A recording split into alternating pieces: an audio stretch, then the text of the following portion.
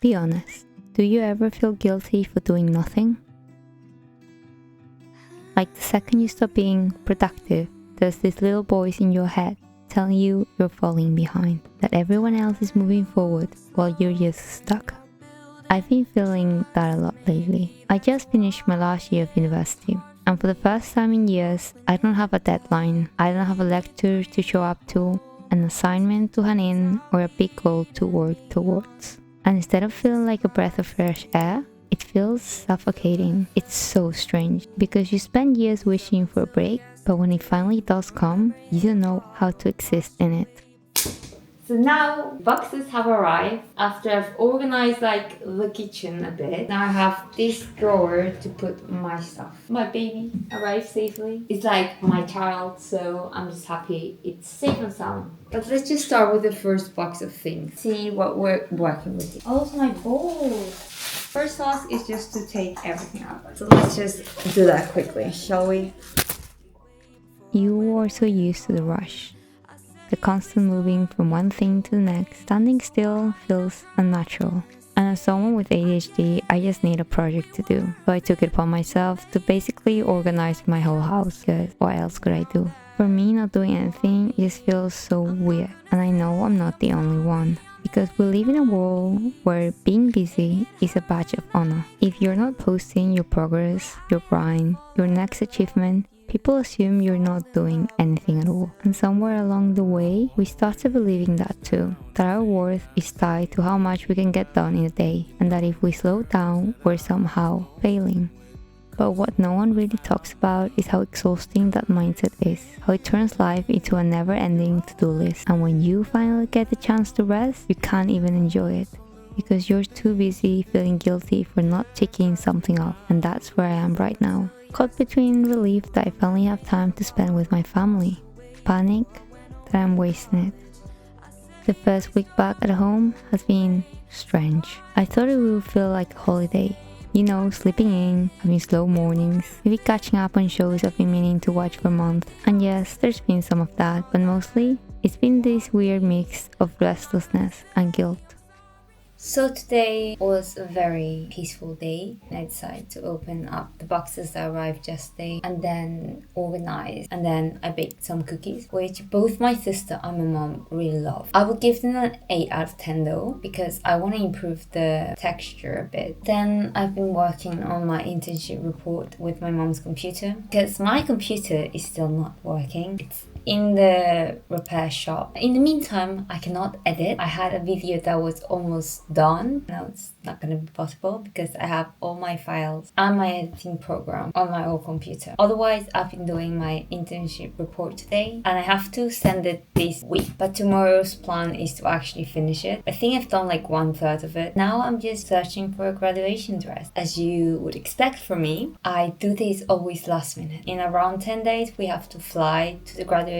If I order them today or tomorrow, then they can be here and I can try them on. Right now, I'm not seeing a lot of dresses I'm liking, so that's a bit concerning. So I'm just gonna search around for a bit, show them to my mom, and then we can kind of choose 2 or 3. Crazy to think that I'm graduating. I'm so happy to be back home. Truly. Just wish my computer would work so I could actually edit, because right now I feel like useless. So all I'm gonna do right now is focus on internship report, continue applying for some jobs, and then improve my cooking and baking. So make sure to follow for more cooking videos, because I have some ideas. Trying to stay positive. It's like my brain can't process the idea of not needing to be somewhere or doing something important. There has never been a moment where I felt like there wasn't a next thing to do. I mean, I had exams, I had essays, projects, deadlines. Even my free time had structure. I was always either going to dance classes, competitions, martial arts, track training. And now, without any of it, I feel like I've been dropped into a space where time moves differently. The strangest part? No one prepares you for how uncomfortable rest can feel when you're not used to it. When you've been taught your whole life that productivity equals worth and stopping feels wrong. And then there's the social media, where everyone seems to be in Bali, starting a business, learning a new language, or running marathons. Meanwhile, I'm just back home, trying to finish my internship report, trying to figure out what to do with myself, applying to jobs and getting rejected over and over again, and trying to fill the space with any activity I can find. It's so easy to compare my nothing to someone else's everything, and I think that's where this pressure comes from. We live in a world where being busy is glorified, where having a packed schedule is a badge of honor, and rest is something you have to earn. We post our highlight reels, projects, the milestones, the accomplishments, but never the days where we stay in bed until noon or spend hours doing absolutely nothing. And when those quiet days come, we feel like we're doing life wrong.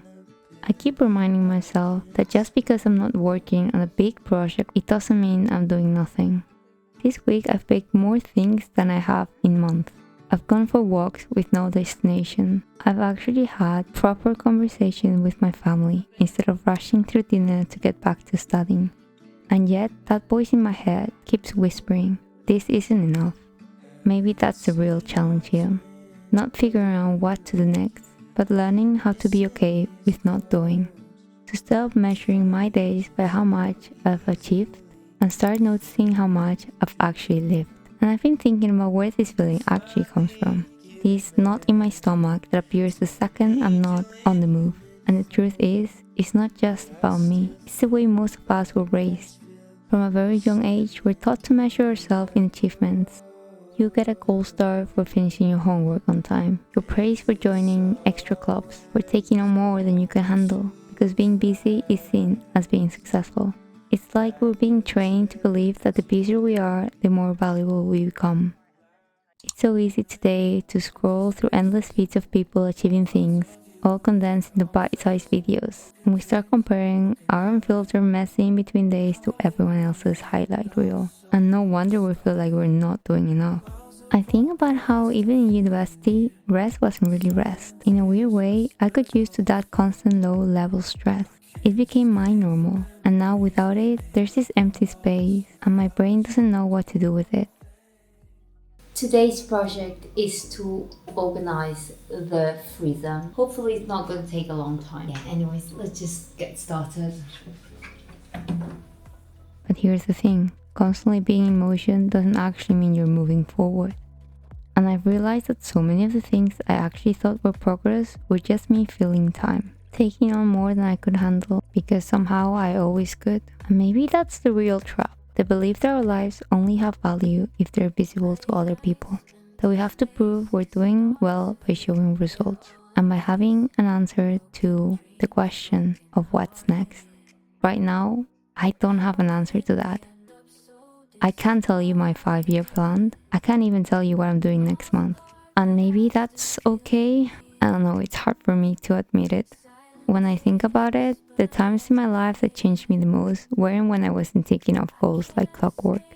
It was actually the in-between moments, the unplanned trips, the slow evening with my friends, the random hobby I tried just because I felt like it. These are moments I wouldn't have had if I had been too busy chasing the next big thing. So I think maybe the real challenge for me isn't finding something to fill this space. Maybe I have to take this time to finally learn how to trust that space. To believe that just because life feels quieter right now doesn't mean it's empty. Just waiting. Waiting for me to stop rushing long enough to notice what's actually in front of me. What if the most important progress is invisible? The one that you're not trying to force. The one people don't notice. In the end, it might be the push that you need to finally find yourself. Think about it. Nature has seasons. Spring is loud and obvious. Flowers blooming, grass growing, everything bursting with life. But winter? Winter looks like still from the outside. It looks empty. And yet, under the surface, roots are growing deeper. Seeds are preparing to sprout. We accept that nature needs that cycle, but why won't we allow that for ourselves? We glorify the spring seasons of our lives, but then we shame the winters. We call them laziness, failure, useless, when in reality, they could be the times that we're building the foundation for what's coming next. It's something I'm starting to realize now. This space, the one that feels uncertain and unproductive, might actually be the most important season of my life. It's the first time I'm letting myself pause long enough to ask myself, what do I actually want? It's scary asking yourself that question without a ready-made answer, because the truth is, so much of what we want is just what we've been told to want. After you graduate, you either get a job or go into a master, and then you just have to work your way up, and then you'll finally be successful. But what if your version of success looks different? The danger of never stopping is that you might spend your whole life climbing a ladder only to realize it's leaning against the wrong wall. And I don't want that for myself. So maybe this so-called unproductive season is actually me stepping back to make sure my ladder is even on the right building.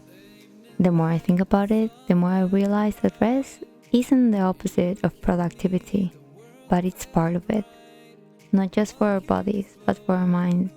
Some of the best ideas I've ever had came to me when I wasn't even trying. Talking to my sister, and suddenly an idea for a book just came up. Or moments when I was just cleaning up where I thought about a new cookie I wanted to try to make. And if I'm constantly rushing from one task to another, I leave no room for those moments to happen.